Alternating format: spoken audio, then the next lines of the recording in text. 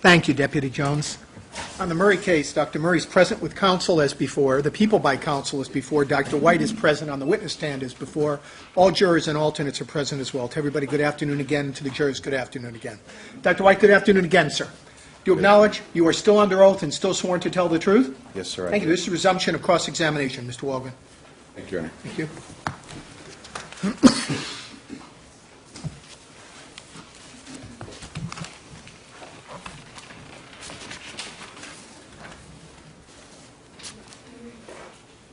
Dr. White, you've repeatedly indicated that the thing you were most interested in as far as running these simulations was in regard to the urine levels, correct?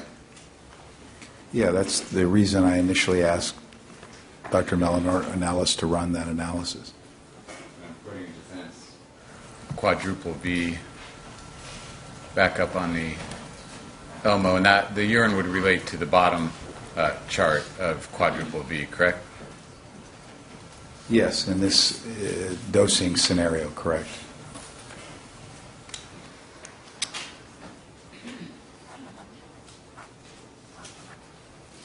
And as you previously testified to, the findings and the data arrived at in this simulation is based on this Simons article that you identified earlier, indicating the 0.3%. Is that right? Correct.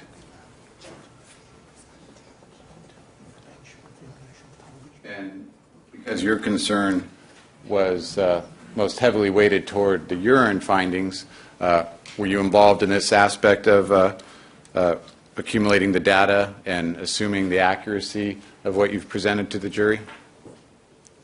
As I have mentioned repeatedly, these graphs were provided by Dr. Mellon-Ornelas, and I did not direct her in any way in preparing these. Did you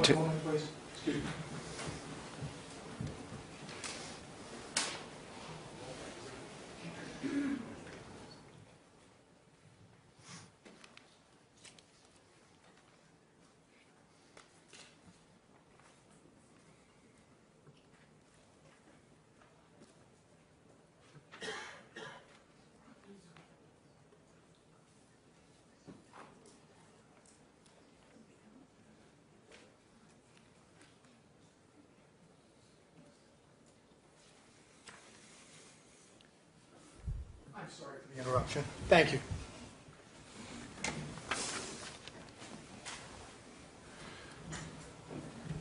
Dr. White, did you test the prediction of the model against any of the available literature to confirm before coming in here and testifying under oath that the model was accurate? I'm not sure exactly what you mean by testing the model. Did you? We did model simulations using the same program as Dr. Schaefer. So you gave me the computer code referencing the various data points that Dr. Ornelas put into the computer program, correct? Yes, I would defer questions about the computer code, the programming, and other issues to Dr. Mellon-Ornelas. Did you do your own research, since you were the one who was going to be coming in and testifying under oath? Did you do your own research to make sure that the very premise of the model, namely the 0.3% measurement, was accurate and reflected in the literature? Well, there's variability, I'm sure, among papers that you find in the literature, but you can, we could repeat the model with another paper. If you want to suggest a better reference source, I would be pleased to have Dr. Mellon-Ornelas rerun the analysis using what you or Dr. Schaefer feels a more appropriate reference source. Did you do any research of your own to make sure you were giving accurate information to this jury before you came in and testified to the 0.3% measurement?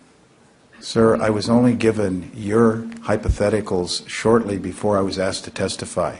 In fact, the hypotheticals that you showed just now... Objection, non-responsive. Sustained. The answer is stricken. Disregard, please. Did you do any research of your own to confirm that the Simons paper referencing the 0.3% was accepted and current in the literature as being accurate? I did look at articles on renal elimination. I can't say that I researched every paper, and my feeling was this was probably one of the more conservative, and I asked Dr. Mellon Ornalis to perform what a conservative estimate, which is why the gastric content in the lorazepam example was lower than the actual measured concentration.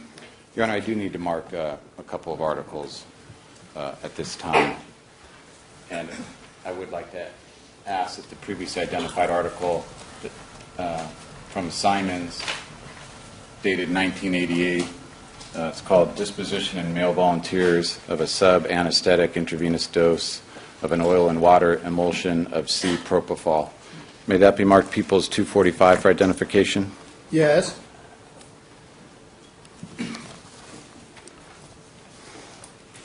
Dr. White, you recognize this article, you previously identified it as the article on which you based your testimony?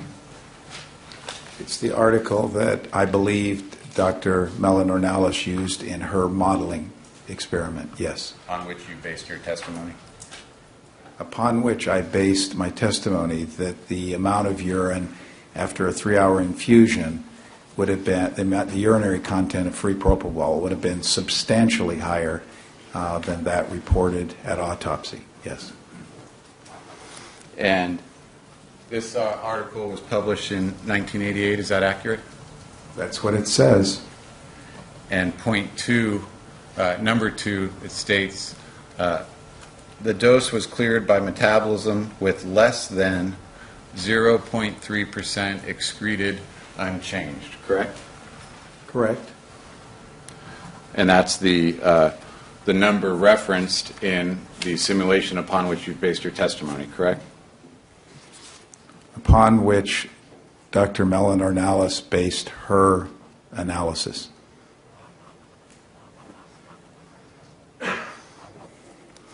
And it indicates that it would be less than 0.3% excreted unchanged. Do you know how much less than? No, I do not, but I think there was another article that suggested it could be as high as 1%. So I suspect Dr. Ornalis looked at the various papers available and picked what was a conservative number for purposes of the model. You don't know? Well, I've read some of the papers, and yes, there was even a higher percentage in one of the other papers. Which paper is that? I don't recall right at this time. But I'll be happy to provide you with a list of references if I'm given time to do the research. Let me show you defense quadruple V. Now, the article, well, let me just ask you, why did you put in these variable lines in the lower part of quadruple V if the article itself says that it's less than 0.3% excreted unchanged? The lines were just put in to show that all these models, whether they're pharmacokinetic models or pharmacodynamic models, intrinsically have significant variability. It's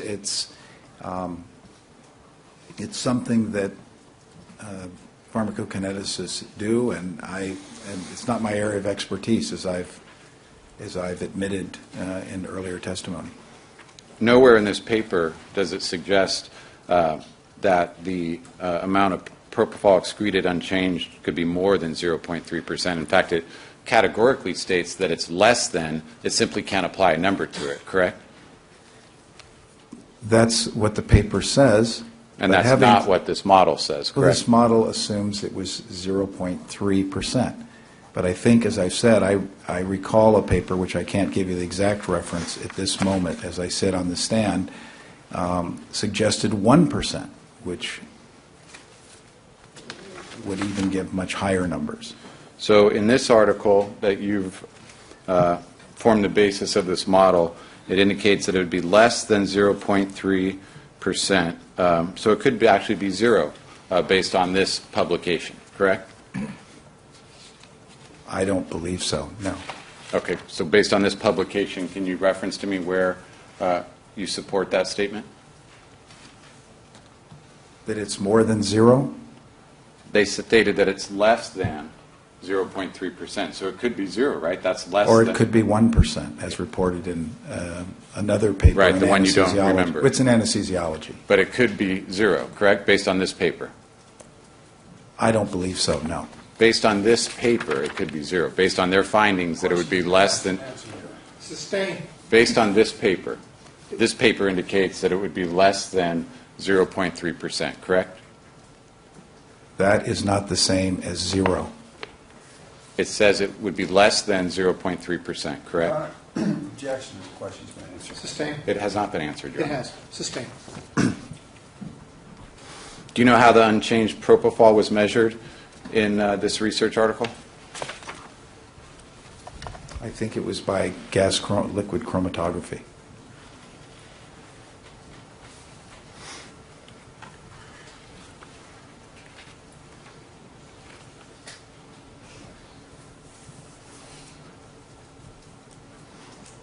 Do you know what, let me,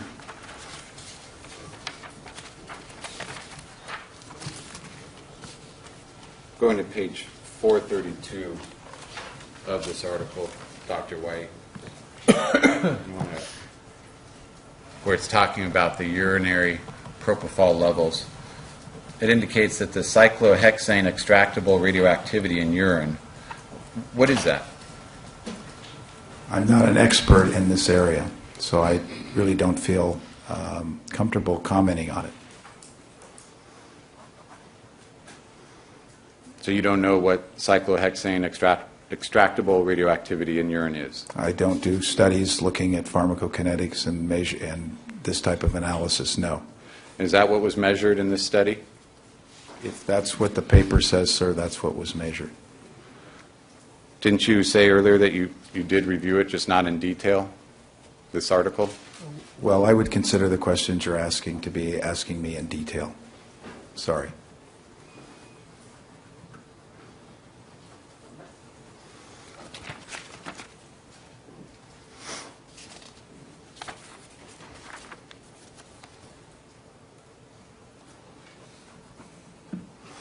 And you said that you suspected they measured it through chromatography, is that right? I believe that propofol is normally measured by chromatography, yes. Let me show you page 433 of the article upon which Dr. Anellis' model is based. Do you see here under the metabolism, it indicates, due to the low count rates, the extracts were not analyzed chromatographically. You see that? Yeah, I see that. Okay, so they were not analyzed that way, correct? I don't know how they were analyzed. Well, this is the basis of the model you're testifying to. Do you see where they say, due to the low count rates, the extracts were not analyzed? I don't think I said that they were. I speculated that they might have been. And you see this now, this article, that they're specifically saying the extracts were not analyzed chromatographically. I don't know what first of all, the extract's referring to the metabolism or the parent compound. Unchanged free propofol is a parent compound. It's not metabolites. And it looked to me like that was referring to metabolites. But as I said earlier, sir, I've not had a chance to critically review that paper. This was an analysis done for me, and I actually did read a paper in anesthesiology by a group of investigators from Japan that suggested 1% of propofol was excreted unchanged in the urine. So I think this is probably a more conservative estimate. Would you agree that they did not measure unchanged propofol, but rather based on the article, they measured something called cyclohexane extractable radioactivity? Would you agree with that from your review of the article? I really do not feel comfortable commenting on an article that is outside my area of expertise and of which I have not been able to carefully analyze or sit down and analyze with somebody who has the expertise to do so. Dr. White, can I ask you why you didn't provide us these qualifiers last week before you testified to all these models? I believe that when I brought the models in, which I had obtained the night before I was testifying in the evening, late evening, and I made copies of the articles, I made copies of the program that was used, And I provided you, sir, with copies of all of these materials, which is more than I've been provided today with the diagrams you've just shown. I've never seen before.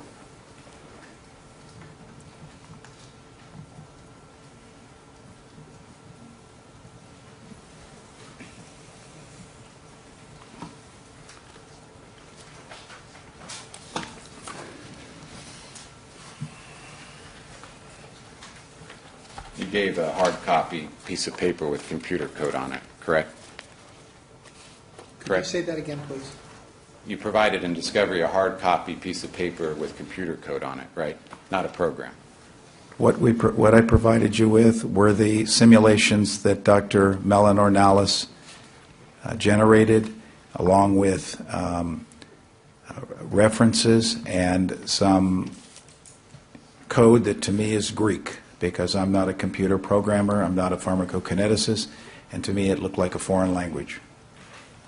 In this same article on page 438, and I'm referring down here, Dr. White, it states, it is possible that the estimated value for the urinary excretion of propofol based on undefined cyclohexane extractable radioactivity is an overestimate. So they're stating that the 0.3% is possibly an overestimate. Were you aware of that? I was aware that it could be an overestimate, could be an underestimate. There's tremendous variability, and the fact of the matter is, even if these small differences that you're pointing out would not explain the massive difference that is determined based on a 3-hour infusion of 1,000 milligrams and 2 25-milligram doses. Were you aware that the authors of this article indicated in the article itself that the number you're relying upon could be an overestimate? Were you aware of that? I thought I stated earlier that I had not had time to critically review this article. I looked at it very quickly when Dr. Ornalis told me that it was going to be used in the simulations. All I did was ask her to look at papers dealing with urinary excretion of free propofol, because that was the number provided by the coroner in the urine at the time of autopsy, and it was my impression that the fact that urine concentration was only minimally higher than the urine concentration at 7 a.m. that was collected at 7 a.m. suggested to me it was highly unlikely and improbable that Mr. Jackson received... Non-responsive motion to strike. The objection sustained. The last answer stricken. Thank you.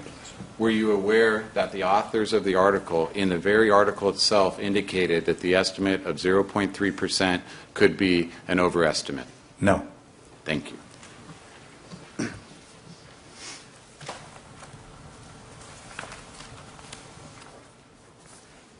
I have another article, Your Honor, published in 1991 with the same author, P.J. Simons. May this be marked Peoples 246 for identification? Yes.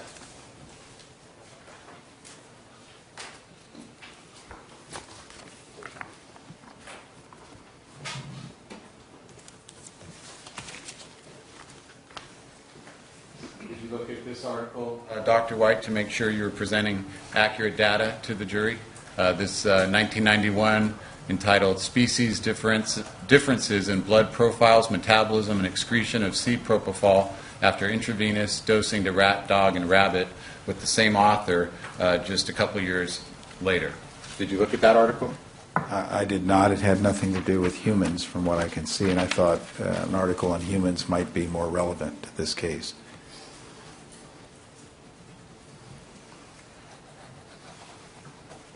So I'm sorry, did you find this article and you rejected it? You didn't want to read it, or did you not? You were not aware of it? I did not have sufficient time, as I told you. Did you know of this article?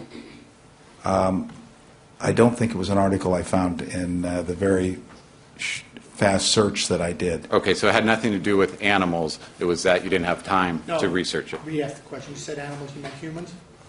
No, previous answer had indicated it involved animals, so you didn't rely upon it. I know, but your question said it had nothing to do with animals. I think Okay. that's what you said. It wasn't that you rejected this article because it involved an animal study. You simply never found this article. Is that accurate? Well, I didn't review that article, and I reviewed papers that dealt with human elimination of propofol and propofol metabolites in the urine, because there are great species differences, and animal models looking at metabolism are known to be very unreliable for making predictions as to what happens in humans. And you were critical of Dr. Schaefer's Chilean study on humans, yet you chose to do a study on beagles as it related to oral propofol, correct? That's incorrect. The reason I was critical of Dr. Schaefer's study was I felt it was unnecessary if it was so obvious. And his study actually confirmed the study that we had done in beagles. I think it's not inappropriate. I'd like to direct your attention to page 1250 of this article by Simons, published 3 years after the one upon which you've relied.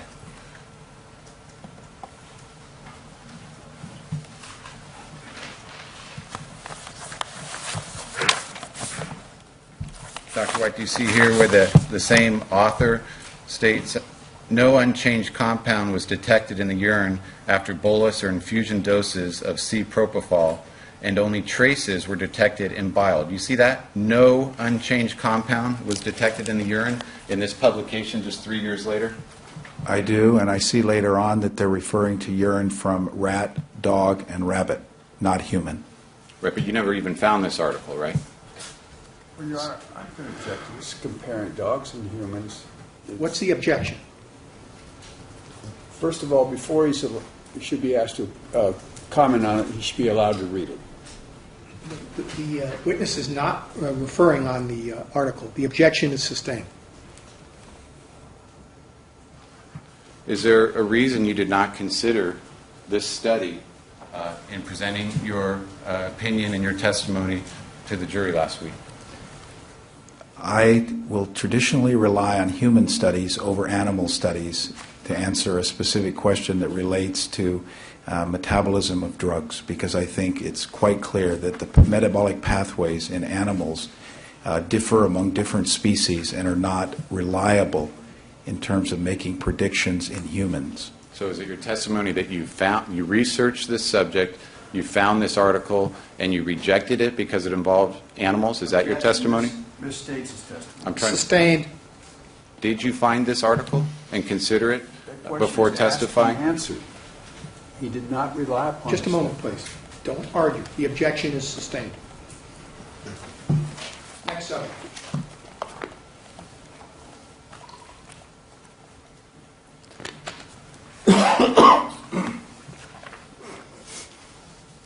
You're going to have an article published in 1999.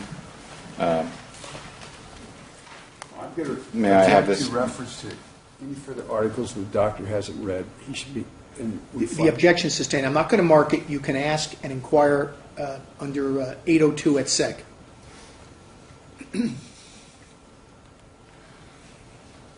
Dr. White, in this article published in 1999, You don't have to post it. You can ask the witness if the witness is familiar with it as a precondition. Thank you. in your research prior to testifying, did you familiarize yourself with this article in which they found no free propofol in the urine whatsoever? I don't have any idea what article you're referring to. You're holding up an article that I can't read from here. Can I post it, Your Honor?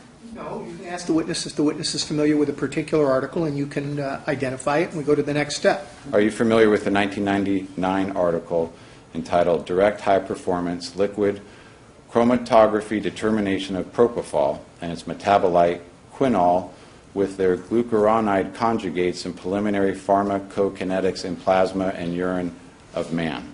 No, sir, I'm not.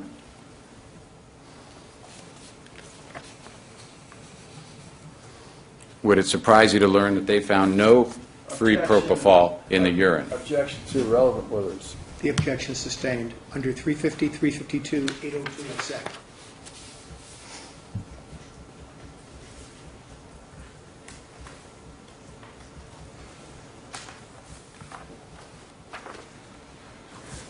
Now, did you, in your research, did you search for articles that referenced the very article you relied upon by Simons from 1988 to see if that was still good science?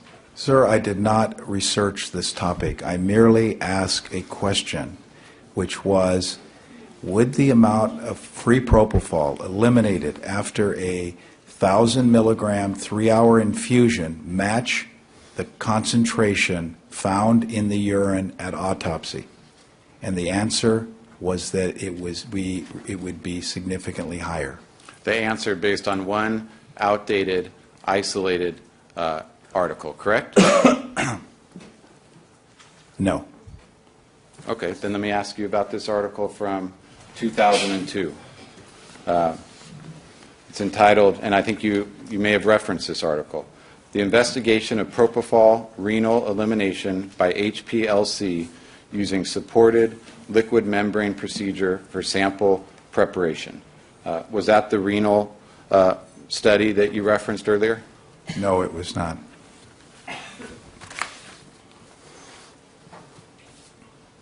Would it surprise you to learn that in this article they found much smaller? A moment, please. The objection is sustained.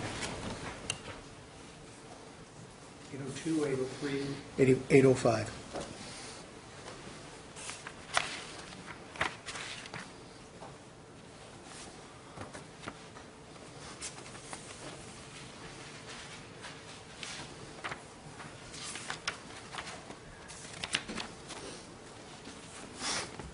Thank you, Your Honor. Nothing further. Mr. Alderman, thank you. Redirect examination by the defense.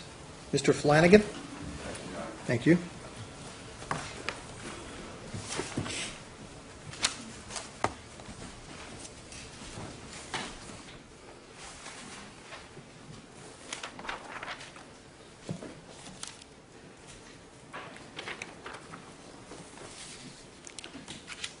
Doctor, you talked earlier this morning. You talked about a 911 call and 911 not being called for 20 minutes. You recall the nature of that testimony? Yes, I do, sir. Now, I want you to assume hypothetically, in the event that you came in and saw a patient not breathing, eyes open, mouth open, what would you do?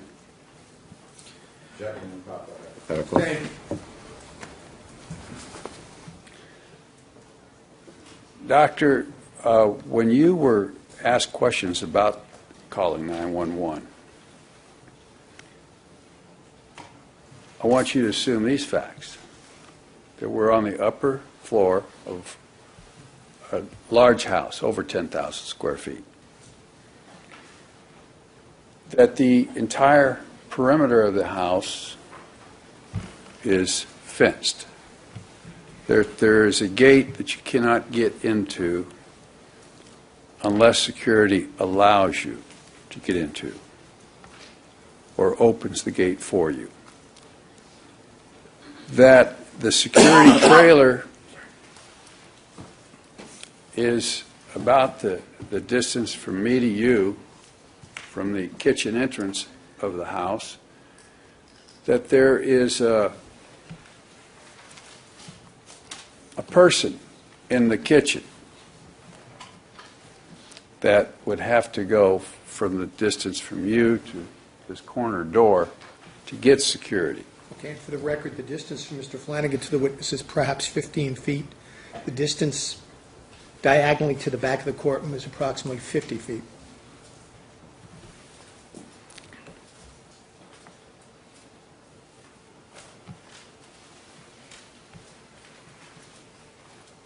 With that in mind, in the event that you were in an emergency situation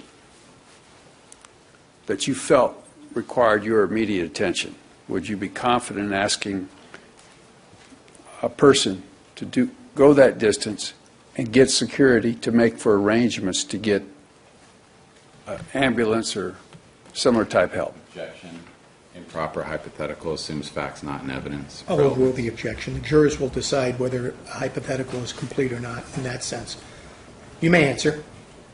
Your Honor, can I ask a couple clarifications? It may not be complete then. So I'll sustain the objection. You're going to have to refine the question. What clarification would you like? You mentioned a gate surrounding the perimeter. Were the guards located at the gate, or were they just outside the home? Just outside the kitchen. So there was nobody at the gate, actually, no physical person at the Right. gate.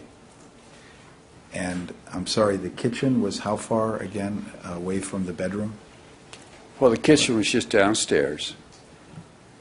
The guard gate was outside the kitchen. Okay. Can you please re-ask the question? Sure. Assuming that we have a relatively large house, an incident occurs on the upper floor. Down the stairs, there is a kitchen where there's a person working in the kitchen. You discover an emergency situation upstairs and run downstairs, and I want you to further assume that the house is totally guarded on the perimeter, that there are no landlines inside the house which you can use. Do you think that it would be unreasonable to ask a person in the kitchen to get security, to make arrangements for an ambulance to be able to get onto the premises? Allow the question to be asked, but I'm going to sustain the objection. I better start over then. All right. Okay. We got a large house surrounded by a perimeter. Perimeter gates. No entrance to the house unless security approves it. We got an emergency upstairs. No landlines in the entire house.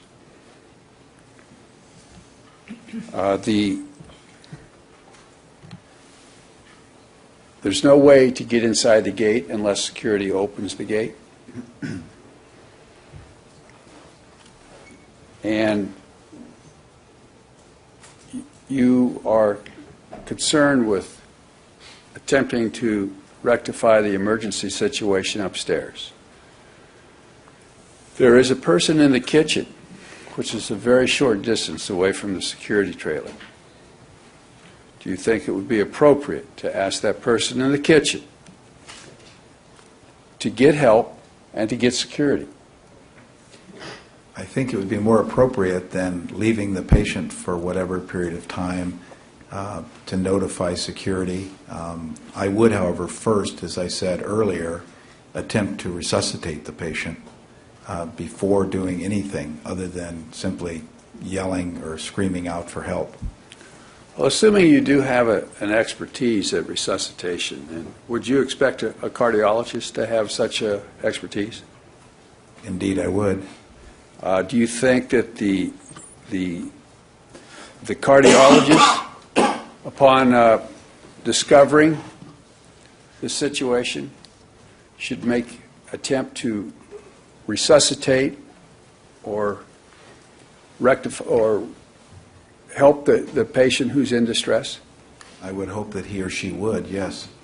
And what's a reasonable amount of time for a person to make a preliminary assessment of what the problem is, and assuming it's the problem that we've all been discussing in this case, where you have a patient where his eyes open, mouth open, and not breathing, how much time would you think it would be appropriate to spend on that patient before asking for assistance?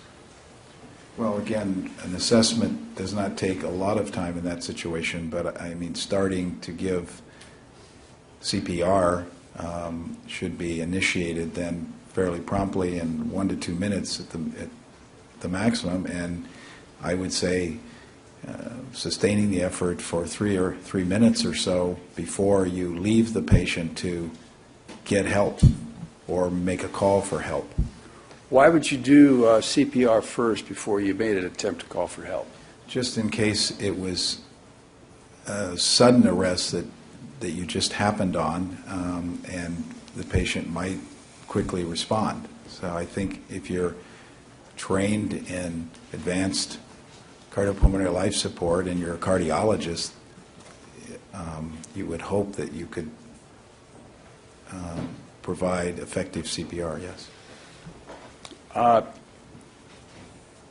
What type of CPR would you provide under the circumstances that have been described in this case? We have a patient not breathing, his eyes are open, his mouth is open, and you've made a determination that perhaps there's a thready pulse.